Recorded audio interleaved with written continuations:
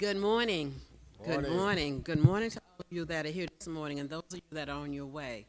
We're about to start our church school service this morning. If you have your books with you, we're going to start on page 3 at the bottom.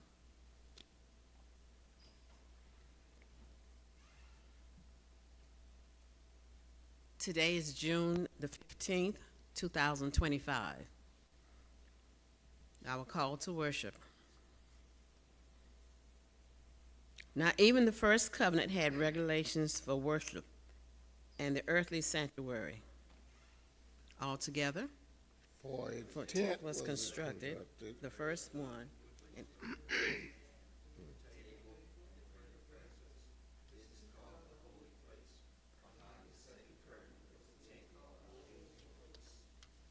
thank you.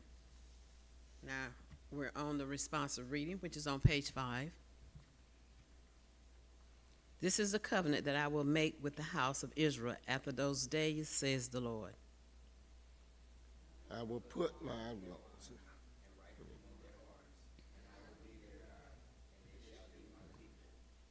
And they shall not teach one another or say to each other, Know the Lord, for they shall all know me, from the least of them to the greatest. I will be. Altogether, in speaking of new covenant, he has made the first one obsolete, and more than obsolete, and growing old will soon disappear. We'll now have prayer by Brother Williams.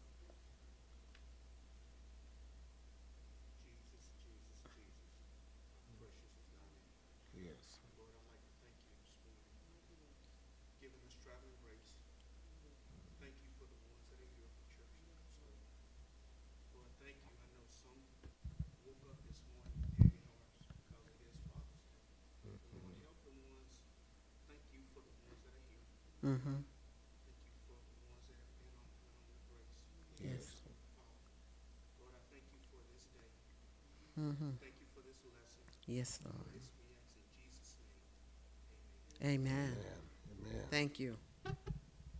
I will now, before I turn it over to Brother Lucas, if you would like to participate, you can call in on 910-797-7445. We would appreciate anyone to call in and participate. I'm turning the lesson now over to Brother Marvin Lucas. Thank you, Madam Superintendent, and good morning and welcome back. Happy to have you back with us after a slight illness. We want to say good morning to all of you in virtual land as you watch and participate in the lesson. If you feel inclined to reach out to us and get involved, again, we'd be happy to have you get involved. This is a participatory exercise. Your decisions, your participation, your inscriptions are just as good or maybe better than anything we have. And so we welcome your participation in the lesson. Today we're going to be studying the lesson for June 15th, 2025. This is Father's Day. Happy Father's Day again. You've heard that, I'm sure, many times this morning. We'd like to say it again. Happy Father's Day to the fathers who are under the sound of our voice. And we'd like to really invite you to participate in the lesson. Again, it's June 15th, the middle of June. June's almost over. The 6th month is almost over. We are moving rapidly along in this year. The lesson today, the printed passage, will be coming from Genesis, 22nd chapter, verses 1 through 14. We've been studying in Genesis all of this quarter, this is the third lesson in Genesis. The first one dealt with the Garden of Eden and Adam and Eve and their participation, primarily working with the brothers and the animosity that existed among Cain and Abel. Last week we talked about Noah, and Noah giving instructions to the people to heed the word of God. If you notice, since the beginning of time, every person that we've done, this is the third lesson, but dealing with Adam and Eve, they disobeyed. Strife and turmoil. With Cain and Abel, disobedience and strife, sibling rivalry, to the extent that one killed the other. So we know then that man in his existence from the beginning of time was imperfect, did things he shouldn't have done. Today we're going to be studying about Abraham, who's been many considered to be the father of the society as we know it. Abraham. Now, Abraham wasn't, maybe we won't talk about who's bad and who's worse. We won't compare all of those. But Abraham wasn't perfect either. But he did strive to do what was right for God, with God.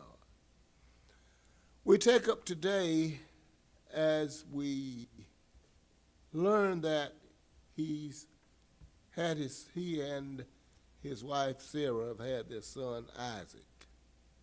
And that's what we'll be studying about today, Isaac. He already had a child, and we'll get back with that later on. So if someone would read the narrative, we'll start talking about this lesson.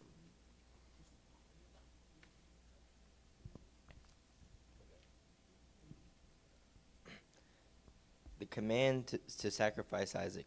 After these things, God tested Abraham. He said to him, Abraham.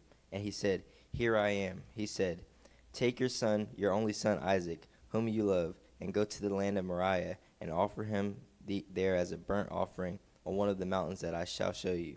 So Abraham rose early in the morning, saddled his donkey, and took 2 of his young men with him, and his son Isaac. He cut the wood for the burnt offering, and set out and went to the place in the distance that God had shown him. On the 3rd day Abraham looked up and saw the place far away. Then Abraham said to his young men, Stay here with the donkey. The boy and I will go over there. We will worship, and then we will come back to you. Abraham took the wood of the burnt offering and laid it on his son Isaac, and he himself carried fire and the knife, and the 2 of them walked on together. Isaac said to his father Abraham, Father, and he said, Here I am, my son. He said, The fire and the wood are here, but where is the lamb for a burnt offering?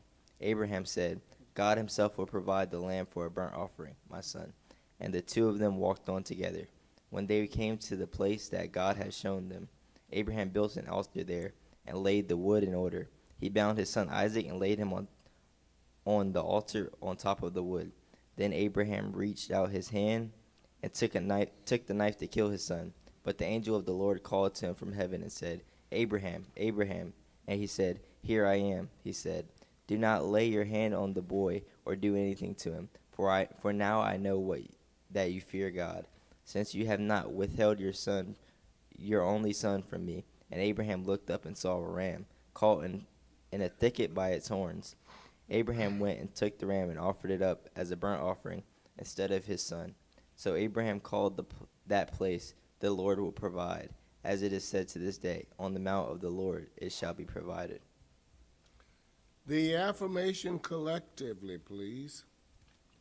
We will all endeavor to value. Testing and trusting in our own lives.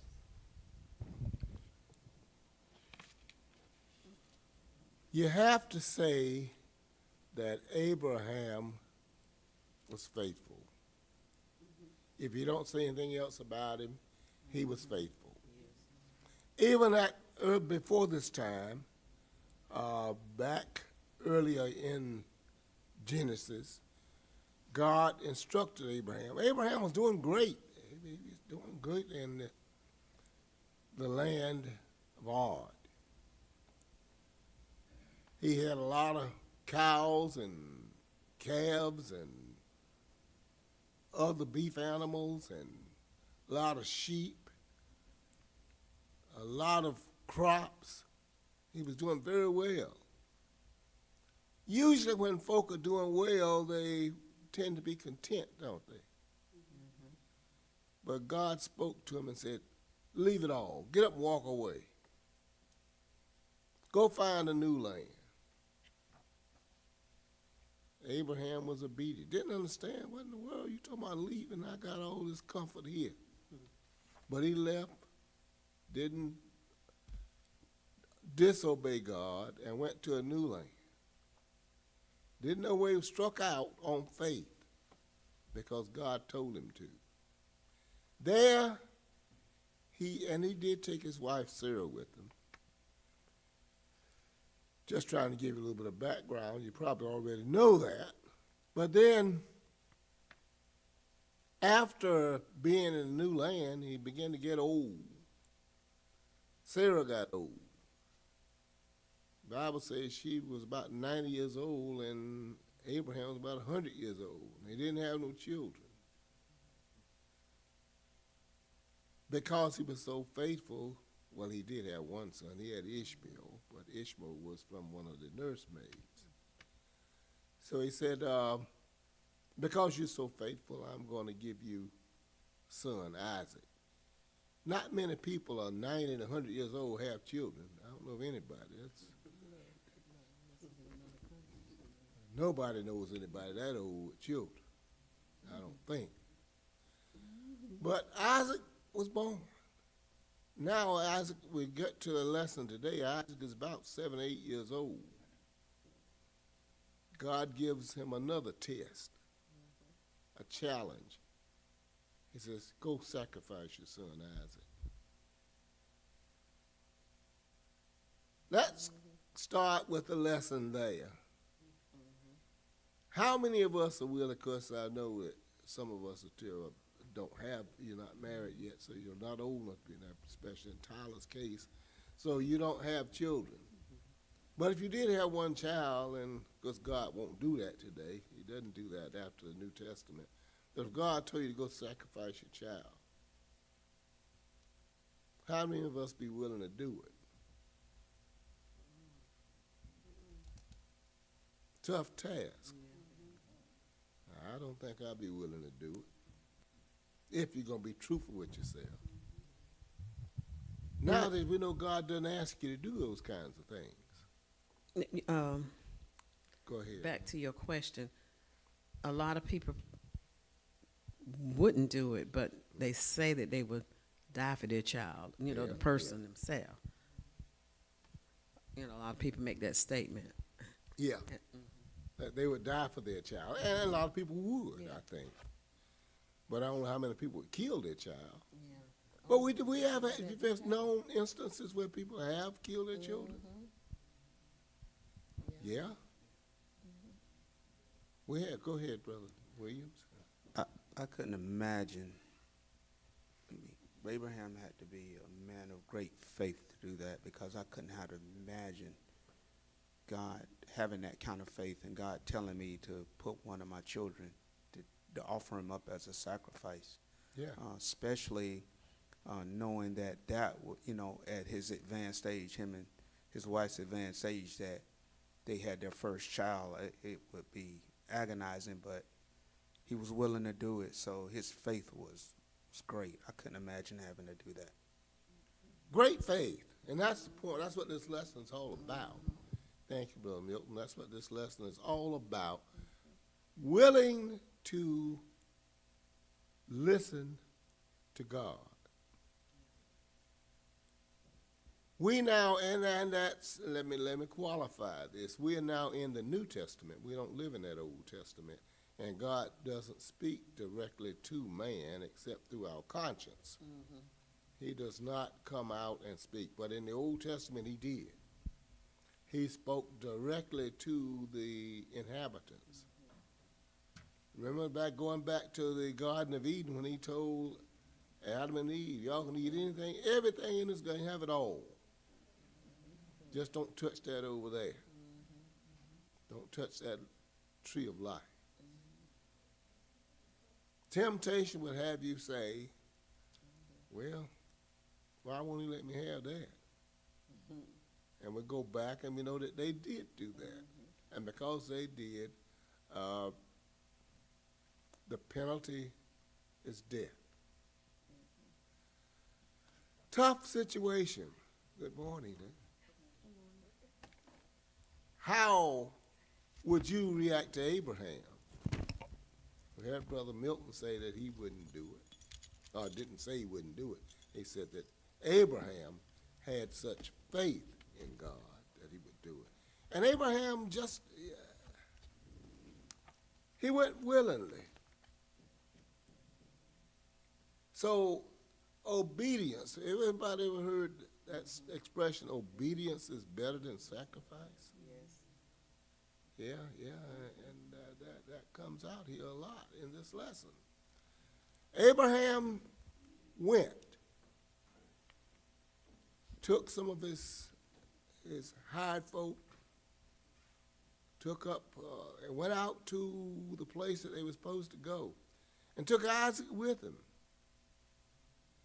Did Isaac know what was going on? How do we know he didn't? Because he didn't flinch. He asked his father, what was the ram? Yeah. Isaac was a young man. Isaac was learning the religious experience. And he knew that he had seen his dad, I'm sure, no doubt, perform sacrifices, but there was always an animal available. So when they went out there and then he saw him prepare the wood, he said, get the wood in order. Now, I'm sure that Sister Chase and Brother Alexander might know what that means, and Brother Horton I do probably too. does too. You know I what do that too. means? Yes, I do. Okay, what do we mean get it in order?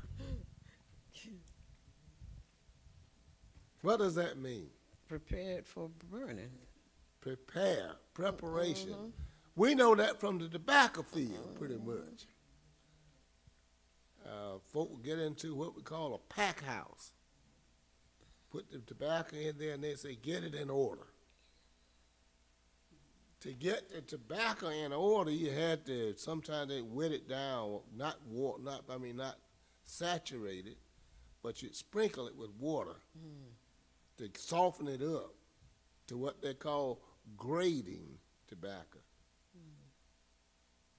I know that's foreign to most of you, but that's what they had to do, get it in order. To get the wood in order, he had to get it dried out. Wet wood won't burn too well. He had to get it mixed with some kindling. Anybody know what kindling is? Yeah. Yeah. Hopefully everybody, if you don't know what kindling is, it's a starter to sometimes, right in our time, I don't know, in most of our time, in my time anyway, we have what we call lighter wood. Yeah.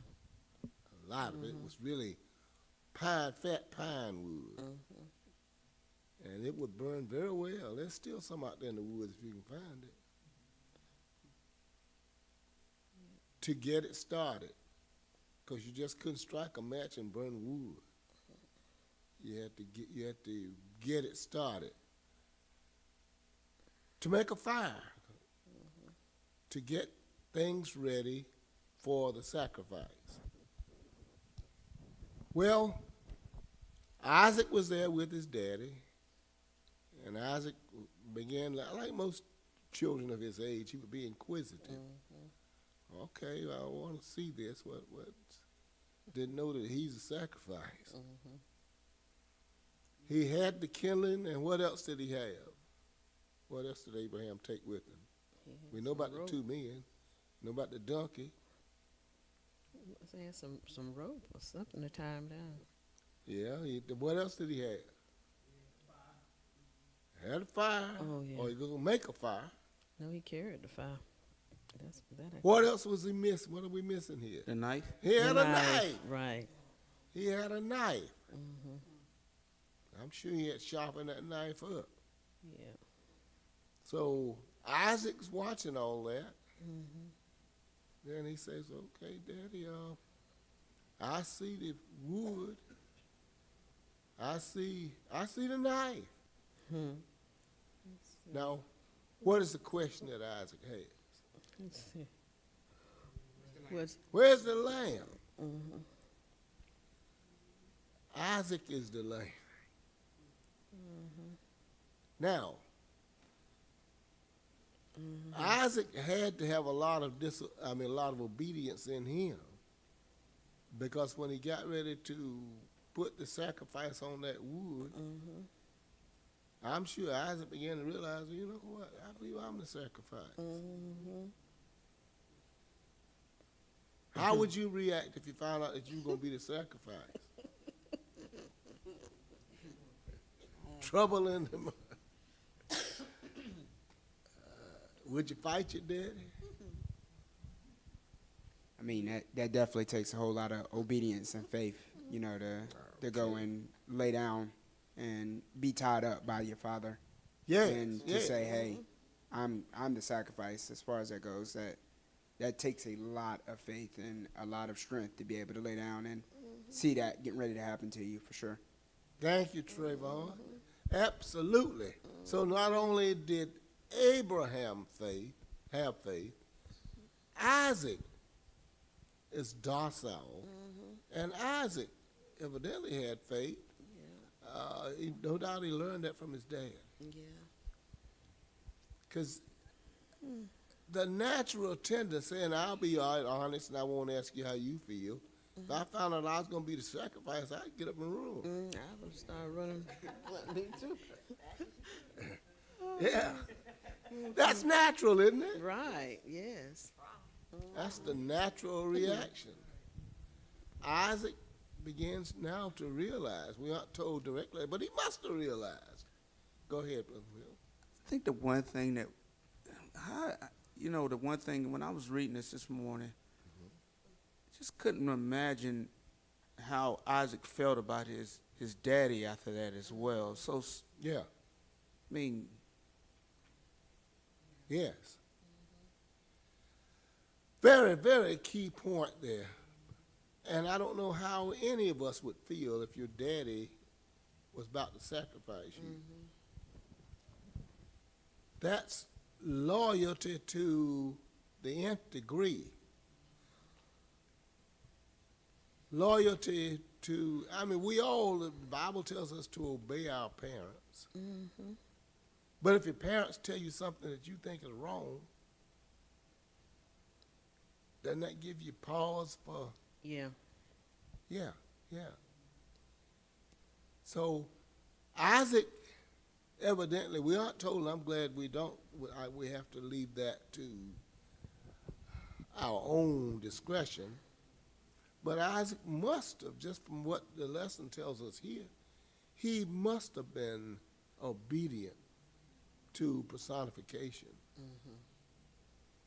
Now, it's good to listen to your parents when they tell you things. You say, sometimes, have you ever done anything and they didn't understand when parents told you to do it? Why in the world they want me to do this?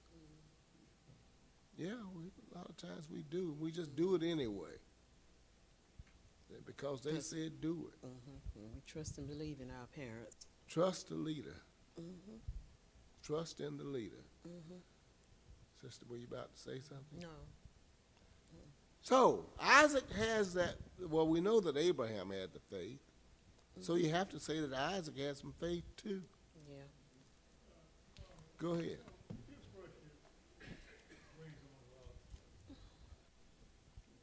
I remember, back in the day when I was about a few years old, all the little boys, like they had to have a pack of cigarettes in the pocket, shirt pocket. I put one in mine, but I couldn't stand that alcohol. Yeah. Oh, I mean alcohol, the tobacco. And alcohol went the same way. But you do things because your peers are doing it. Yeah. And you want to be accepted into the circle, so to speak. And that's how a lot of people, then some of them get started with their parents. They drink, parents and their son drink together, Yeah. do drugs together. Yeah. So, I guess he just found it's okay if your parent does it, you know, and all your peers are doing it. And so you feel like there's nothing wrong with you doing it too. Great But soon point. I did it one time. That's chewing the back of one scoop of that was enough for me. I thought it Great was- point.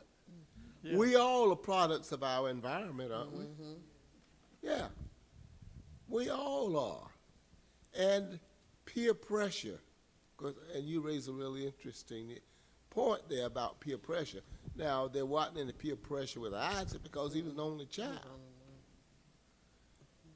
Or he was reared as an only child. He knew he had a brother Ishmael, but Ishmael was much older than Isaac.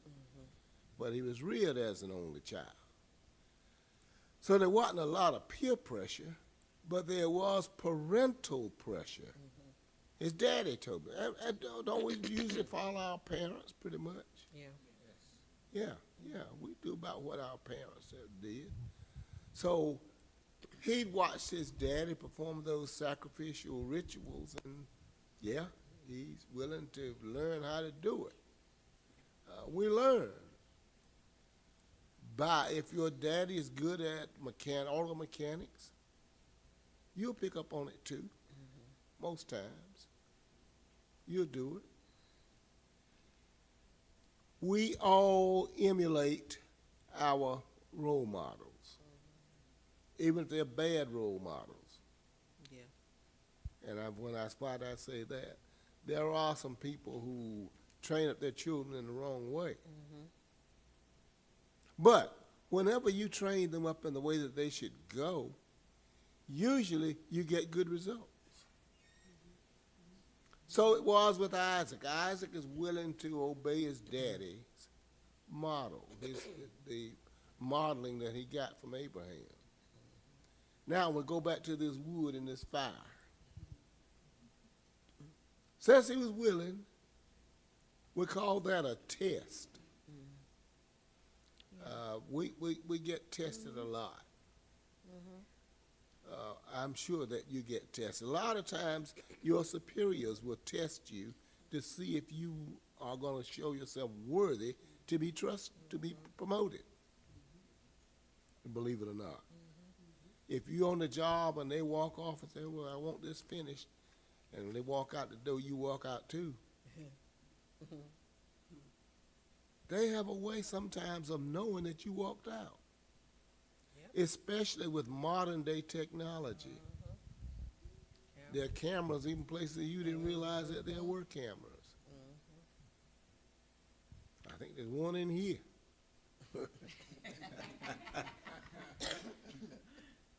Well, have to think about that. Wasn't any cameras out there in the woods out there with Isaac and Abraham? They were all out there all alone, except those two guys who were with them, and they were out there to assist Abraham. So Isaac really couldn't do anything. So I guess he had to be humble. And Abraham was willing, drew back the knife, ready to stab his son. And what stopped him? The angel. Angel stopped him. Tell us about it. What did that angel say? Told him, do not lay your hand on the boy. Don't do anything. Don't do your son any harm. Those weren't the exact words that were used.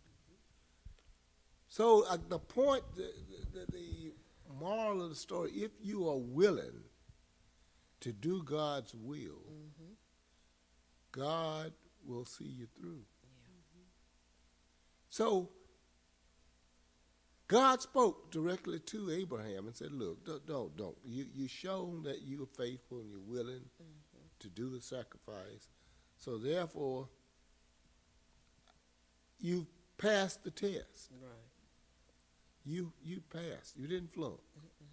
So since you passed that test, we're going to do the sacrifice anyway. But rather than having a sacrifice Isaac, what's going to be the sacrifice? A ram. ram. What in the ram room?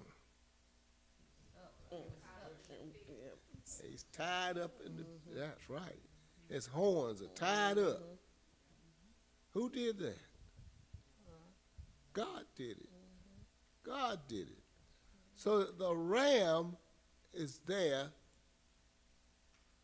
in the place of Isaac. Faith.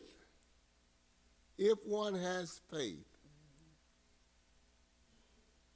it usually works out for you. Wonder, well, could you speculate there what if there hadn't been a ram out there? What do you think, Abraham? You think Abraham would have gone through with it? I think he would. Yeah, because he didn't know. I think he would have. I also think that nothing's too big for God. Mm-hmm. And I still feel like he knew Abraham's heart, and that ram, like you say, was put there for that purpose. Absolutely put there for that It's purpose. no ifs, ands, and buts about it. Just like in everyday life, sometimes we think that our situations are too big for us, but God knows. He always knows. He always has that ram in the bush for us. Yes, yes. Always has that ram in the bush. If you really have faith in God, Right. God will not Bring you see through his every time. people suffer if they have the faith in what God has accomplished. Being obedient. There goes that term again. Obedience is better than sacrifice. Obedience is better than sacrifice. Because Abraham was obedient, he didn't have to sacrifice his son. God made provision for him with that ram. God will will he make provisions for us today? Yes, he will. What are some examples?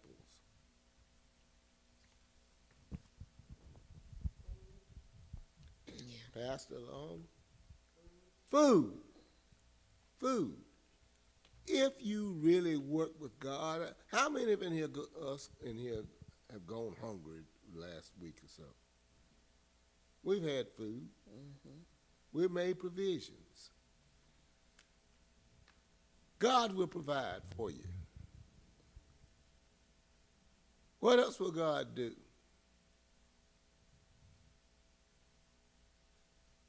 Today is Father's Day. How many fathers had to go get a new suit in order to come to church? They probably, I don't think anybody had to. They had clothes. If you got a new suit, that's great. But God will provide you with clothing sufficient to carry you through. Shelter. If you do, and I heard somebody say it, next point. Shelter. Shelter. Shelter. God has made provisions for us to be comfortable with shelter. Anybody live in a tent last night? Maybe you camped out. Go ahead.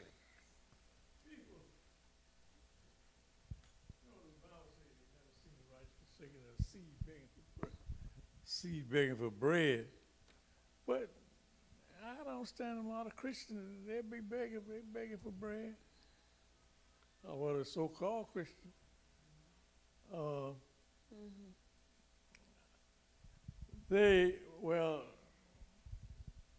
Again, the scripture said again, my people are destroyed because of lack of knowledge.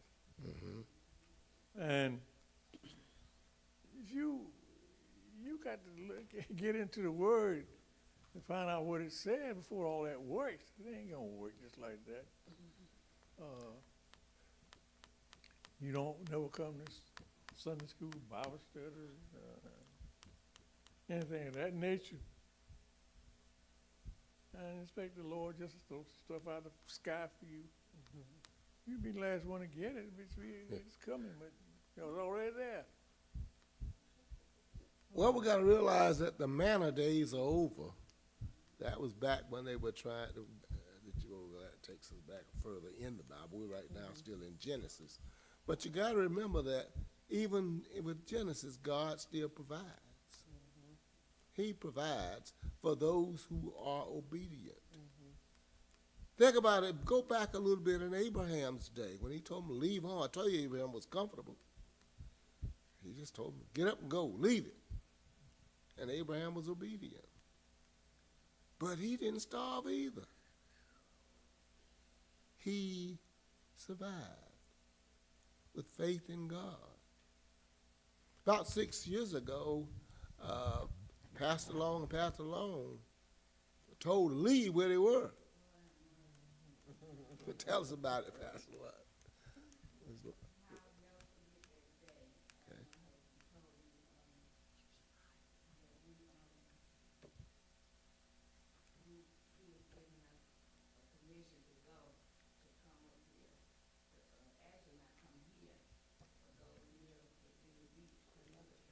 Uh-huh.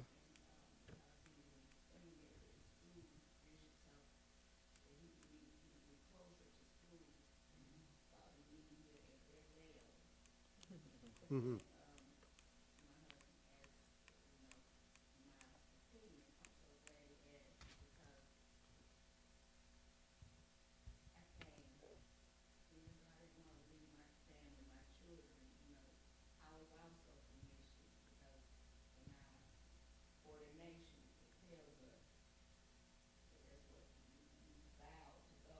Mm-hmm.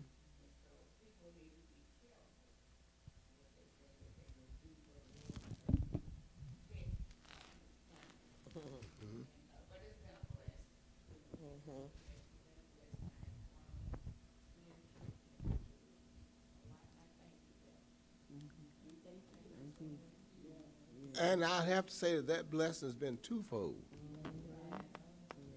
I think you have several witnesses that it has been.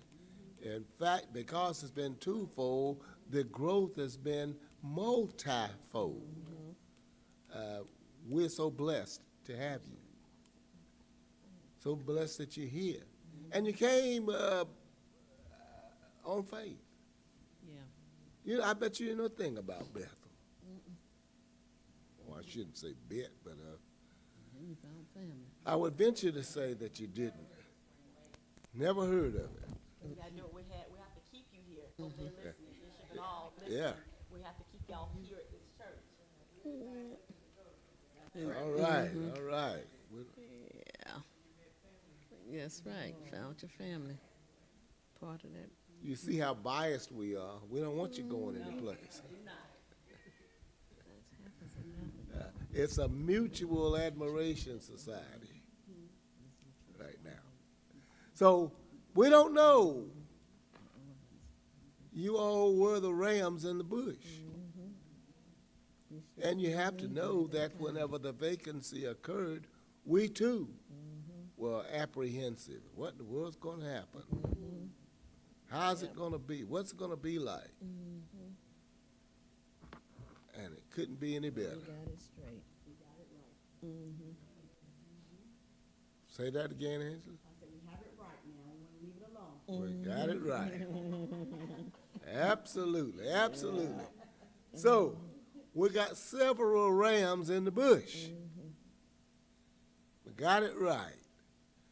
So, the workings of God through Abraham and those lessons from that Bible, from the experiences of Genesis, transcend to today.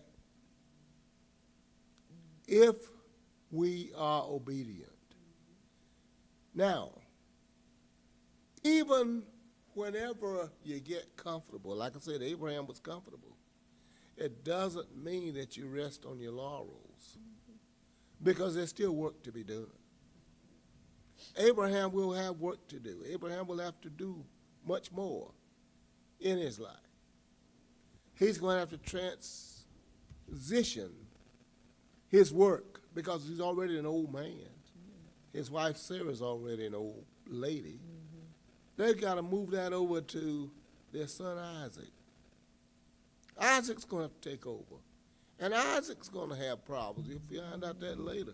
Isaac had 2 boys, twins, if you would. And there's sibling rivalry among them. So the implication to us in life is that though you are blessed with great offspring, there's a challenge with each one of them. Each one and each circumstance. The ideal is to grow stronger and wiser, though there will be twists and turns in the road. There are always twists and turns in the road. Not everything will be smooth. Not everything was smooth with Abraham. He didn't expect it to be smooth, but he really was willing to trust in God. So that takes us then to our key verse. And I don't know if we want to comment on the key verse. I think there might be time for us. Yeah, we got a minute. We got a minute, okay. Let's read the key verse, and if someone wishes to, Bible 19. Y'all ready? all right. Okay. Go ahead, Madam Superintendent, and do. Abraham, all together. Abraham called that place, the Lord will provide, as it is said to this day. On the mount of Lord it shall be provided. Thank you. Thank you so much. Let's give Brother Lucas a hand. 3, 6, 9, 10. Thank you.